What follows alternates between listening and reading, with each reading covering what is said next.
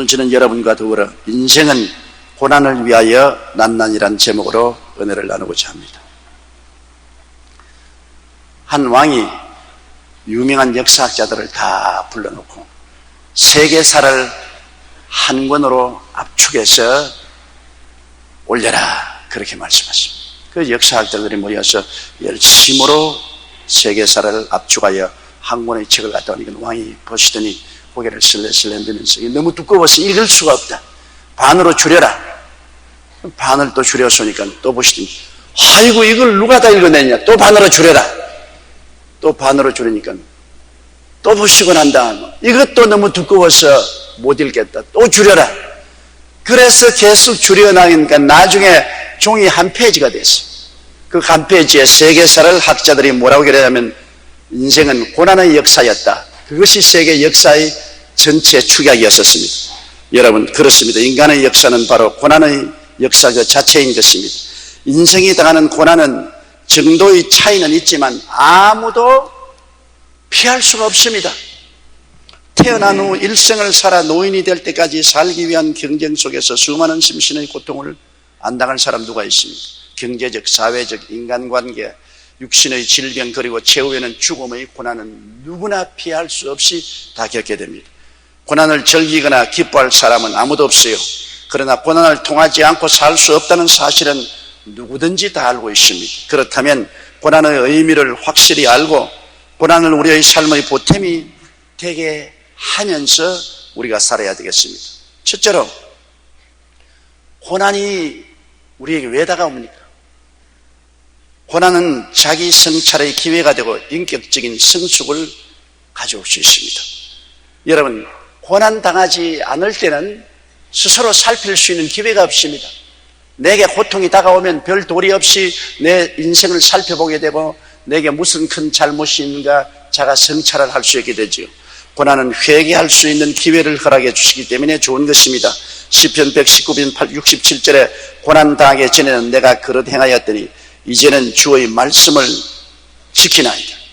또 시편 34편 18절에 야훼는 마음이 상한 자에게 가까이 하시고 중심에 통회하는 자를 구원하시는 도라고 말했습니다. 누가 마음이 상하고 중심에 통회합니까? 만사가 형통할 때는 중심이 상할 때도 없고 통회도 안 합니다. 그러나 큰 어려움을 당하고 고난을 겪게 되면 통회하고 자백하게 되는 것입니다. 저는 46년간 목회 생활을 통해서 수많은 사람을 만나서 신앙 상담했지만은 만사 형통한 사람 치고 회개하는 사람 못 보았습니다. 그러나 인생 역경에 부딪혀 고난당할 때 너나 할 것 없이 통회하고 회개하고 자복하고 돌이키는 것을 보았는 것입니다. 여러분, 우리 민족도 지금 경제적인 큰 고난을 겪고 있습니다. 이것을 우리가 그냥 지나면 안 되는 것입니다. 이는 우리 민족적으로 회개하라는 메시지인 것입니다. 그동안에 너무나 방망하게 살아온 것을 하나님께서는 회개하라고 우리에게 지시하는 것입니다. 이때 우리는 정부나 민간할 것 없이 모두 다 우리의 살아온 길을 돌이켜보고 잘못을 고백하고 자백하고 회개하면 우리가 다시 정상으로 복구할 수가 있는 것입니다. 고난은 삶을 성숙케 합니다. 교만하고 자만에 차고 경거망동하는 삶을 깨뜨리고 겸손하고 자중하게 만들어요. 고난당하기 전에는 자기가 제일인 줄 알고 제일 잘난 줄 알고 거만하고 오만하게 의시되지만 고난을 당하면 코가 납작해지는 것입니다. 땅에 엎드리게 되는 것입니다. 겸손하고 자중하게 되는 것입니다. 시편 119편 71절에 고난당한 것이 내게 유익이라 이로 인하여 내가 주의 율례를 배우게 되었나요. 고난당하게 되는 하나님의 법을 무시하고 지키지 않다가 고난당하고 난 다음에는 하나님을 두려워하게 되고 하나님의 법을 지키게 되었다고 시편 기자는 말하고 있는 것입니다.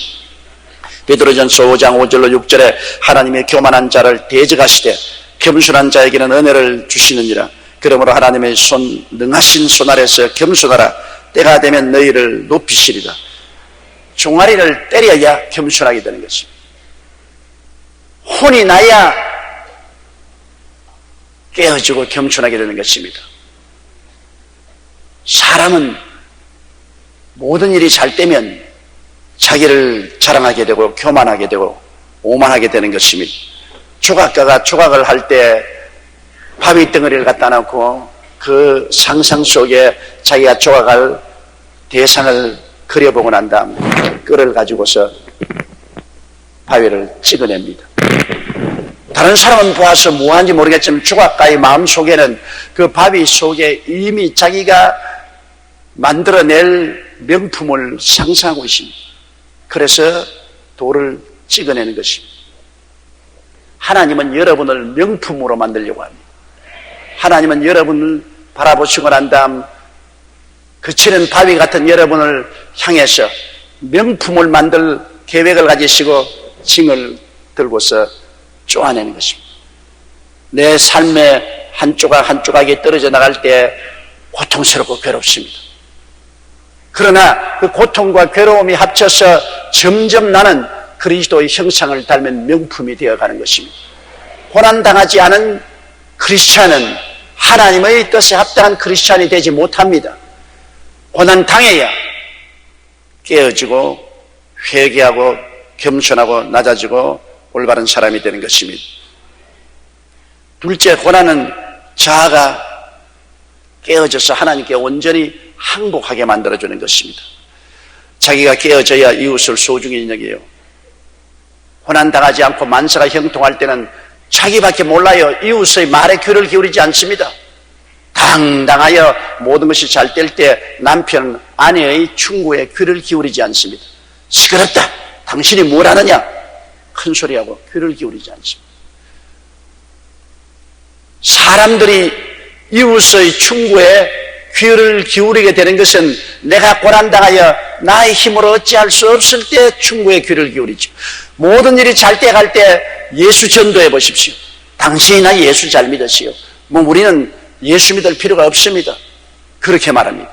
그러나 자기가 고난당하게 되면 그때는 예수 믿으러 갈 때 귀를 기울입니다. 옛날에 젊은 부부 한 사람에게 제가 전도한 적이 있는데 예수를 믿으러 가니까 목사님, 우리는 둘 다 KS 마크입니다. 다 서울대학 출신이요. 우리는 예수를 믿을 만큼 어리석은 사람이 아닙니다. 그것은 이 세상에 나이 먹은 사람이나 패배자들에게나 위로하기 위해서 전하는 종교지 우리에게는 필요 없습니다. 우리에게 전도하지 마십시오. 그래서 제가 간곡히 전도하는 것을 뿌리쳐드리면 몇 년이 지나고 난 다음 이 두 사람이 초췌한 모습으로 저에게 찾아왔어요. KS 마크가 왜 찾아왔냐니까. 교만하고 오만해서 철없는 말 한 것을 용서해 주십시오. 간암이 걸려서 죽게 되었습니다. KS 마크도 간암이 걸립니까? 그러나 간암이 걸립니다. 인간이 당한 고통을 누가 예언할 수 있습니까? 자기가 간암이 걸려서 사형선고를 받게 되니까 그때는 귀를 기울입니다. 제가 무슨 말을 해도 귀를 기울입니다. 회개하라니까 회개하고, 기도원에 가라니까 기도원에 가고, 금식하라니까 금식하고, 비로소 자아가 깨어지니 이웃을 소중히 여기고 이웃이 하는 말을 듣게 되었습니다. 욥기 42장 6절에 보면 욥이 말하되 내가 스스로 한하고 티끌과 재 가운데서 회개한다고 말합니다. 고난이 그렇게 깨어지게 만듭니다. 빌립보서 2장 3절에 오직 겸손한 마음으로 각각 자기보다 남을 낮게 여기라고 했는데 이웃의 충고에 귀를 기울이고 항상 내 탓이라고 하다가 내 탓을 인정하고 이웃에게 귀를 기울이게 되는 것은 고난의 처방을 받고 난 다음에 그렇게 되는 것입니다. 우리는 보통 일을 당하면 전부 다 내 탓이다, 조상 탓이다, 국가 탓이라고 말합니다. 자녀들도 그렇지 않습니까? 자기가 다 잘 되면 내가 능력이 있고 힘이 있고 실력이 좋아서 잘 된다. 잘 못 되면 우리 아버지 탓이다, 어머니 탓이다, 할아버지 탓이다, 할머니 탓이다, 조상 탓이라 그럽니다. 잘 되면 내 탓이고 못 되면 조상 탓이에요. 잘 되면 내가 잘하고 못 되는 것은 사회가 못 되어서, 국가가 못 되어서 이렇게 되었다고 말합니다. 그러나 그 교만이 고난을 위해서 깨어지면 자기의 잘못을 바라보게 되는 것입니다. 사람이 자기의 잘못과 무능함과 실패를 바라보고 회개해야 재생할 수 있는 기회가 주어지게 되는 것입니다. 성경에는 누가복음 6장 42절에 너는 내 눈 속에 있는 들보를 보지 못하면서 어찌하여 형제에게 말하기를 형제여 나로 내 눈 속에 있는 티를 빼라 할 수 있느냐. 외식하는 자여 먼저 내 눈 속에서 들보를 빼라. 남의 허물을 벗기려고 하고 남에게 상처 입히고 남에게 흙칠하고 짓밟는 사람은 그 남보다 하나님이 보시면 더 큰 죄인이요 위선자요 악한 자인 것입니다. 심리학적으로 보면 반사작용이라고 해서 자기에게 죄가 많은 사람일수록 남의 죄를 더 많이 덜춥니다. 자기가 악할수록 남을 악하다고 더 비평하는 것입니다. 성경에는 주님께서 자기가 먼저 깨어져서 자기 눈에 들보를 빼고 난 다음에 그 다음 형제의 눈에 있는 티를 뽑아주라고 말한 것입니다. 그러므로 우리가 필요한 것은 먼저 우리가 깨어지고 회개하고 하나님께 겸손하게 낮아지는 것을 하나님은 원하시는 것입니다. 히브리 격언에 하나님은 부서진 것들을 사용하신다는 말이 있는 것입니다. 당당한 곡식은 부서져야 빵을 만들죠. 여러분 밀이나 보리를 그대로 가지고는 빵 못 만들잖아요. 부서뜨려서 가루를 만들어야 빵을 만들죠. 어떻게 해야 포도주를 만듭니까? 포도를 진이겨 가지고서 터뜨려야 거기에서 주스가 나오고 포도주를 만들 수 있습니다. 어떻게 해야 우리가 밥을 먹고 삽니까? 입에 씹어야 되는 것입니다. 그래서 입속에 들어가서 으스러져야 약물이 되지요. 요사이 우리가 오래 사는 것도 영양이 좋아서 오래 사는데 왜 영양이 좋으냐? 옛날보다 오늘날 치과술이 발달되어서 이빨이 좋기 때문에 잘 저작하고 씹어서 영양이 될 수 있게 해야 되는 것입니다. 옛날에는 치과 이술이 발달되지 않고 또 치과에도 마음대로 갈 수 없어서 이가 빠지면 잇몸으로 씹습니다. 잇몸으로 씹으니까 음식을 먹을 수가 없어요. 그래서 영양실조가 되어서 몸의 저항력을 잃고 오래 살지 못하는 사람이 많습니다. 그러나 요사이는 여러분 그렇게 잇몸으로 씹는 사람은 아무도 없어요. 모두 다 치과에 가서 이치라도 만들어 넣어서 음식을 저작할 수 있지 않습니까? 음식이 입에 들어가서 깨떨어져야 양분이 되는 것입니다. 그러므로 우리 인생도 하나님 손에서 부스러지면 부스러질수록 인간의 성숙도가 달라지는 것입니다. 안 깨어지고 있는 인생은 성숙하지 않습니다. 깨어져야 성숙하는 것입니다. 우리가 어릴 때 보면 시골에서 보리나 깨나 이런 밥곡식을 거두어드리면 도리깨질을 합니다. 마당에 널어놓고 난 다음 도리깨를 가지고서 때립니다. 그러면 그 콩이나 귀리나 그렇지 않으면 깨가 박살이 납니다. 도리깨에게 얻어맞으니까 절단강산 아닙니까? 그러나 그렇게 얻어맞아야 알곡이 떨어집니다. 안 그러면 쭉정이하고 섞여서 무엇이 알곡인지 무엇이 쭉정인지 모르지요. 얻어맞을수록 도리깨질을 하면 할수록 쭉정이는 다 벗어나오고 알곡으로 모아져서 귀하게 사용되게 되는 것입니다. 하나님께서 우리를 사용하기 전에 우리를 도리깨질하는 것입니다. 우리에게 도리깨질하면 우리의 인생에서 모든 지푸레기가 떨어져 나갑니다. 금불이 떨어져 나가고 우리가 하나님 앞에서 알곡이 되는 것입니다. 하나님 나에게 왜 도리깨질합니까? 그렇게 우리가 통탄하지만 하나님은 내가 너를 알곡으로 만들기 위해서 도리깨질한다고 말씀하시는 것입니다. 그래야 고난은 잘못된 삶을 버리고 돌이키게 하는 것입니다. 탕자 보십시오. 탕자가 행복하고 삶의 어려움이 없을 때 그 아버지에게 나와서 내게 속한 분깃을 내게 주소서, 내게 속한 분깃을 내게 주소서. 아버지에게 강압해서 아버지의 재산을 분배받아서 그것을 청산해서 아버지가 없는 먼 나라에 가서 사랑방탕했습니다. 주지 육림 속에서 살면서 그 재산을 다 허비하고 난 다음에 비로소 그 나라에 흉년이 들매 궁핍해져서 먹고 살 수가 없습니다. 친구 다 떠나고 모든 주위에 자기를 숭배하던 여자들 다 떠나고 백수건달이 되니까 그는 직장을 구했으나 얻지 못하고 겨우 저 시골에 가서 돼지를 치는 농장의 일꾼이 되었는데 배가 고파서 돼지가 먹는 지엄 열매를 나눠 먹다가 돼지에게 물리고 돼지처럼 나졌습니다. 비로소 고통스럽고 가난하고 배고프니까 그는 돌이켜보고 회개하기 시작한 것입니다. 내 아버지 집에는 양심이 풍족한 일꾼이 얼마나 많은고 나는 여기서 굶주려 죽는구나. 내가 아버지와 하나님께 죄를 짓고 이 모양이 되었으니 회개하고 돌아서자. 고난을 당할 때 그는 돌아섰지, 고난 없을 때는 주지 육림소에 살았습니다. 총 나가라 칼 나가라 돈 있는 대로 쓰면서 잘 살았습니다. 고난을 당하자 그는 비로소 자기를 살펴보고 깨어지고 회개하고 변화받는 과정을 갖게 된 것입니다. 누가복음 15장 18절로 20절에 보면 내가 일어나 아버지께 가서 이르기를 아버지여 내가 하늘과 아버지께 죄를 얻었사오니 지금부터는 아버지의 아들이라 일컬음을 감당치 못하겠나이다. 나를 품꾼의 하나로 보소서 하리라 하고 이에 일어나서 아버지께로 돌아갔다고 말한 것입니다. 이사야 55장 6절로 7절에 너희는 야훼를 만날 만할 때 찾으라. 가까이 계실 때 그를 부르라. 악인은 그 길을 불의한 자는 그 생각을 버리고 야훼께로 돌아오라. 그리하면 그가 긍휼히 여기시리라. 우리 하나님께로 나오라. 그가 널리 용서하시리라. 악인이 길을 버리고 불의한 자가 그 생각을 버리고 돌아오는 데는 고난이 서성이 되는 것입니다. 고난이 없으면 악한 생각을 버리지도 아니하고 불의한 길을 떠나지도 아니하고 하나님께 돌아오지를 않습니다. 그것이 오늘날 아담과 하와의 자손들의 완악한 마음의 상황인 것입니다. 그러나 고난이 우리를 깨뜨리면 하나님께로 돌아오게 되고 하나님께서 용서하여 주시는 것입니다. 셋째로 고난은 하나님과의 새로운 관계를 맺게 하는 것입니다. 고난의 고통과 절망에서 희망을 주는 하나님을 찾게 되는 것입니다. 우리는 모두 다 희망을 찾지 않아요. 내가 희망을 잔뜩 가지고 있을 때는 희망을 찾지 않지 않아요.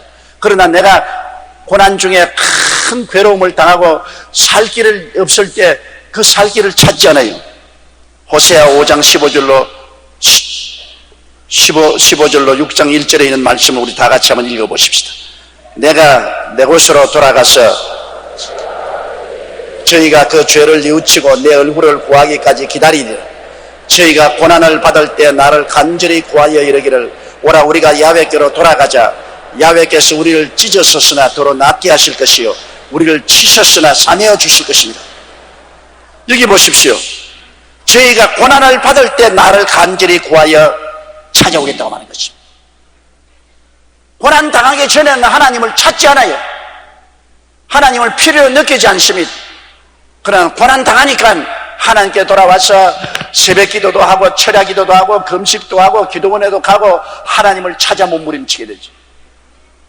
하나님이 우리를 찢었으나 도로 낫게 하실 것이요 우리를 치셨으나 사매어 주실 것이라고 해서 하나님의 얼굴을 간절히 찾는 것입니다. 시편 91편 15절에도 보면 저가 내게 간구하리니 내가 응답하리라. 저희 환난 때 내가 저와 함께하여 저를 건지고 영화롭게 하리라.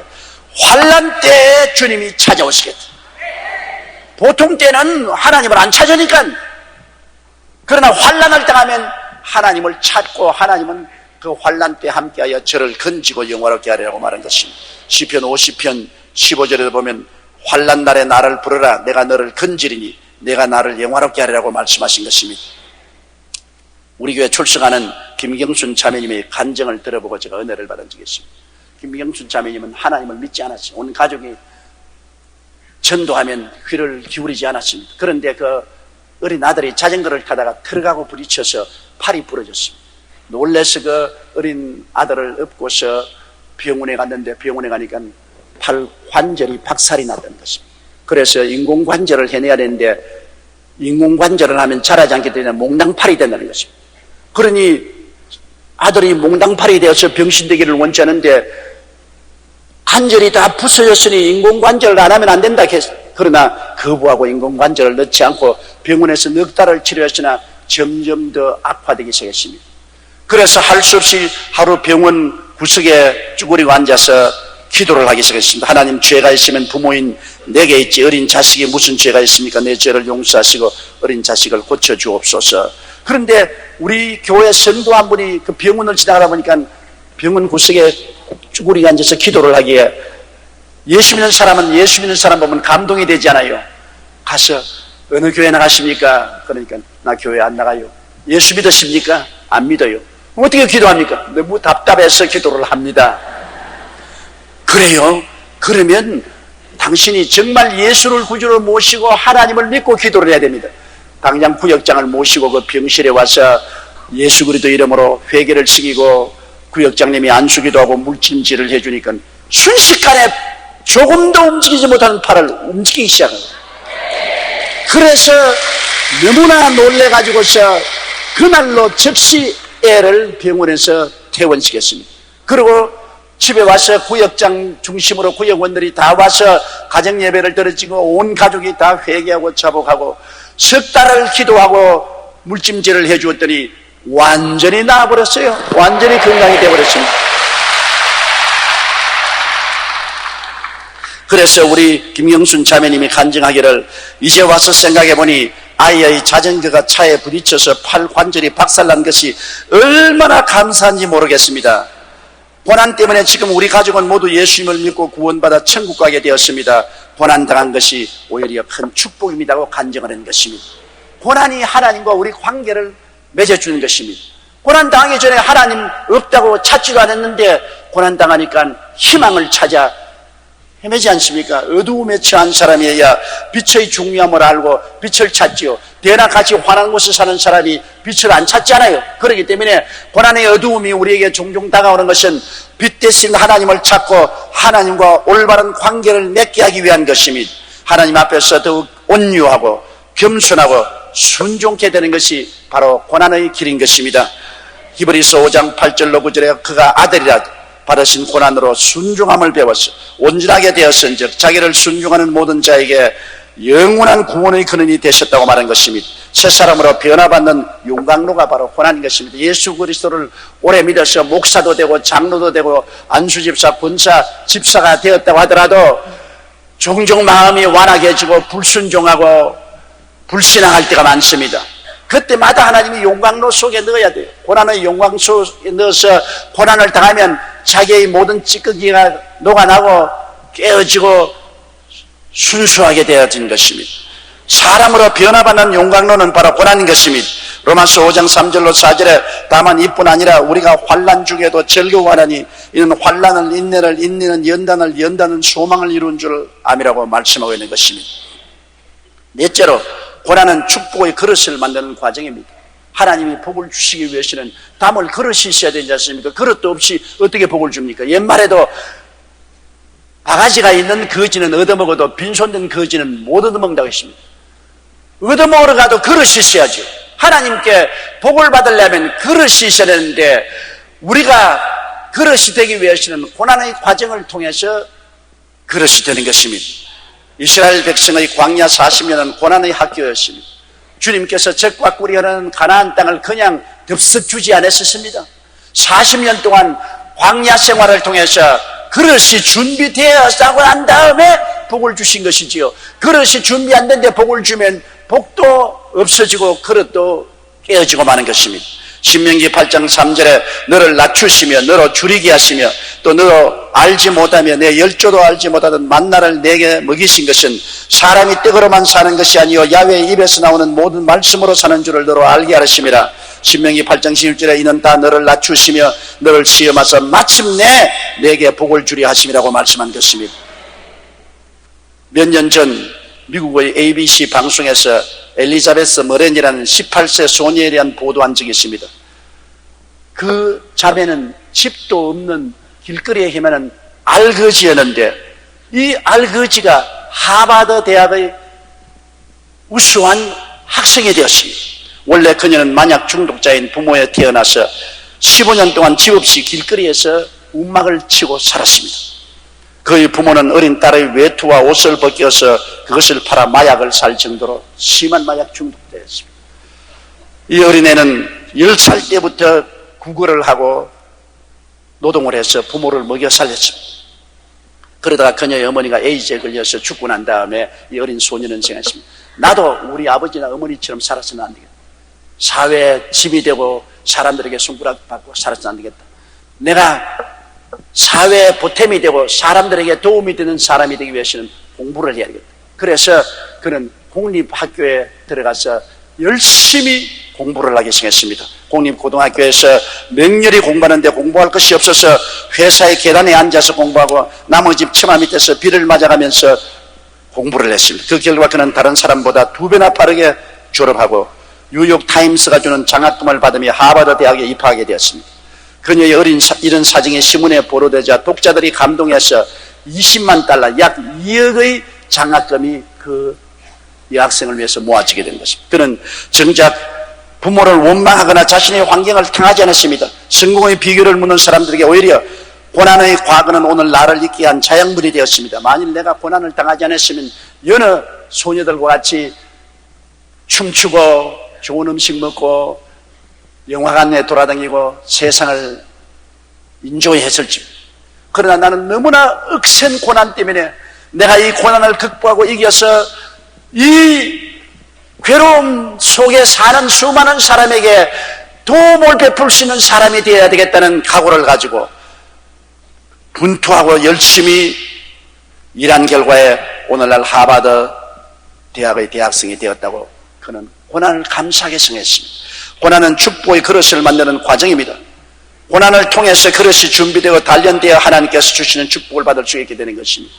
우리도 우리 현실 사회에서 보십시오. 고난당하는 삶을 산 사람들이 이 세상에서 훌륭한 사람들이 된 사람이 많습니다. 잘 먹고 잘 입고 평범하고 편안하게 산 사람은 분투할 수 있는 노력이 없습니다. 내가 이 고난을 겪고 이것을 극복하고 훌륭한 사람이 되어야 되겠다는 마음의 열정이 생겨나지 않습니다. 그냥 편안하게 사는 것이니까요. 그러나 억센 환경과 고통이 있는 사람은 어찌하든지 고난을 극복하고 나는 이 고난을 이기고 잘 살아야 되겠다는 결심 때문에 다른 사람보다 수십 배로 더 일하고 공부하고 노력해서 나중에 훌륭한 사람이 될 수 있는 것입니다. 하나님께서 축복을 주시고 훌륭한 사람으로 만들기 위해서는 반드시 고난을 통해서 그릇을 만드시는 것입니다.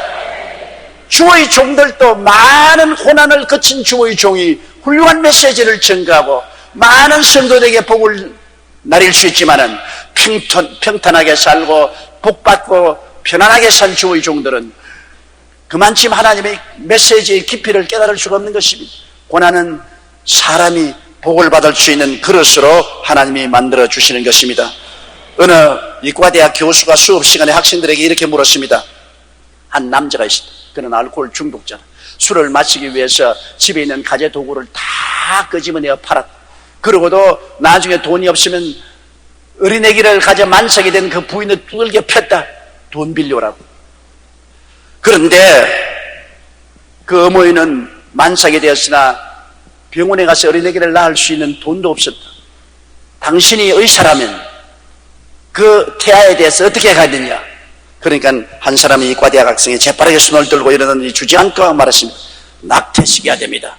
그러자 교수는 빙그레 웃으면서 당신은 지금 막 위대한 음악가 베토벤을 낙태시켰네.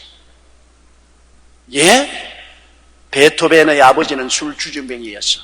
있는 것 없는 것 다 술 마시고 집안 도구를 끄집어내서 전부 팔아먹고 그러고도 돈 안 빌려온다고 베토벤으로 만삭이 된 그 어머니를 두들겨 팼어. 어머니는 베토벤을 낳고 난 다음에 폐병으로 세상을 떴어. 베토벤은 11살 때부터 극장을 돌며 구굴하면서 음악을 해야 했고 30세에는 음악가에서는 치명적이란 양쪽 귀가 먹어버리고 말았어. 베토벤은 좌절하거나 포기하지 않고 그날 훗날 자신의 삶을 돌아보며 괴로움을 뚫고 나간 다음에 비로소 기쁨을 발견했다고 고백했습니다. 신앙을 통해 그는 그 억센 고통을 극복하고 정상적인 삶을 살지 못한 그 어려운 환경을 극복하고 위대한 음악가가 되어야 되겠다는 절치부심 각오로서 분투 노력해서 오늘날 온 세계 역사를 초월해서 수많은 사람에게 감화와 감동을 주는 위대한 작곡가가 된 것입니다.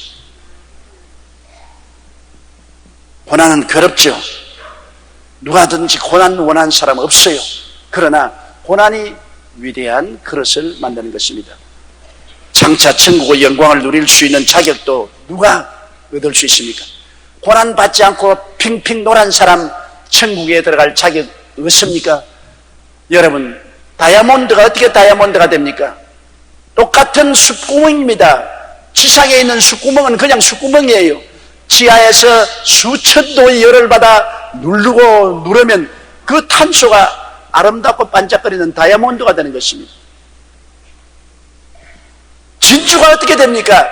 조개의 바닥에 이물질이 들어가서 혀를 깔아먹음으로 그것을 감싸려고 액체가 나와서 자꾸 감싸고 감싸서 영롱한 진주가 되는 것입니다.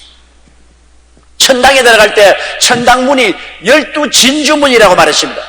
왜? 고난을 통해서 만들어지는 것이 진주인 것입니다. 천당에 돌아오는 사람들은 고난을 통해서 천국의 인격이 만들어진 사람이 천국문을 들어오기 때문에 천국에 들어오는 문이 진주문으로 되어 있는 것입니다. 고린도후서 4장 16절로 18절 우리 다 같이 소리내어 읽어보십시다. 그러므로 우리가 낙심하지 아니하노니 그 사람은 후피하나 우리의 속은 날로 새롭도다.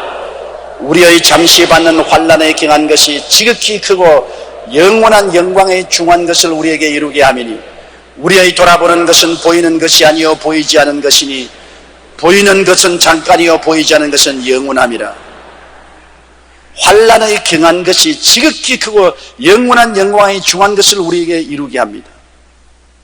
로마서 8장 17절로 18절에도 자녀이면 또한 후사 곧 하나님의 후사요 그리스도와 함께한 후사니 우리가 그와 함께 영광을 받기 위하여 고난도 함께 받아야 될 것이니라. 생각건대 현재의 고난은 장차 우리에게 나타날 영광과 좋게 비교할 수 없다고 말하는 것입니다. 영광을 받기 위해서는 고난을 받아야 한다고 말하는 것입니다. 고난을 통하지 않은 영광은 없기 때문인 것입니다.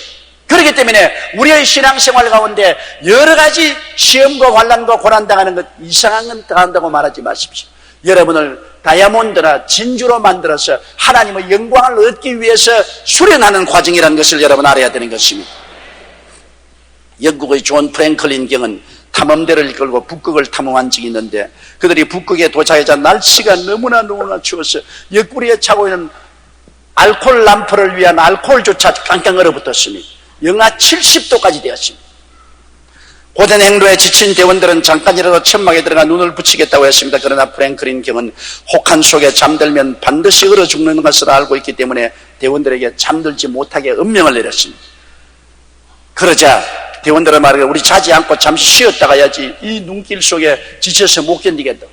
그래서 천막 속에 잠시 쉬겠다고 들어가는데 한 놈도 안 나와요. 보니까 콜콜 잠이 들었습니다.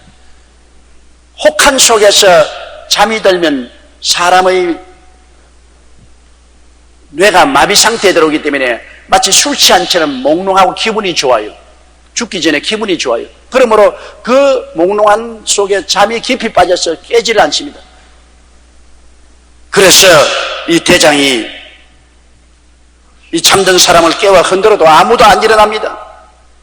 그래서 발길로 내리차고 주먹으로 때리고 짓밟고 코가 비틀어지고 눈이 터지고 그냥 피가 흐르고 그러면서 그들은 낑낑거리고 일어났는데 한 사람도 성한 사람이 없어요. 왜냐하면 짓밟혀서 멍이 들고 코가 비틀어지고 눈에 멍이 들고 얼굴에 터지고 그래서 잠에 깨어 일어나니까 프랭클린 경이 그들을 이끌고 북극 탐험을 무사히 마시고 한 사람도 얼어 죽지 않고 무사히 기원할 수가 있는 것입니다. 이 세상에 잠들면 안 돼요.